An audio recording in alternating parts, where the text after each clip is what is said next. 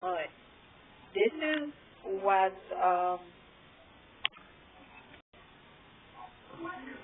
the squash looks like after it's been boiled and softened.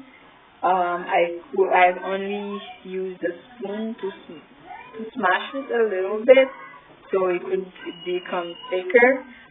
Sometimes you might want to puree the squash in the blender, but for today I didn't do that.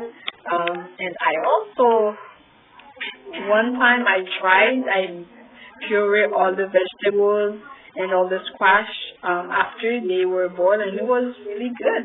And you could eat that with bread, French bread. Today we're gonna try maybe pretzels bread. So we'll see. I'll keep you updated.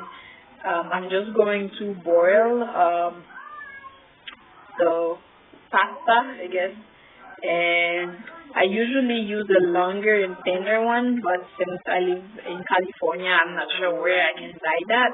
So I'm gonna be boiling a different kind of pasta, and then when it's all almost done, after it's boiled and the soup is ready, that's when I'm gonna add the pasta and the salt and the seasoning just to bring out that little taste. And you could smell the food already. It smells delicious.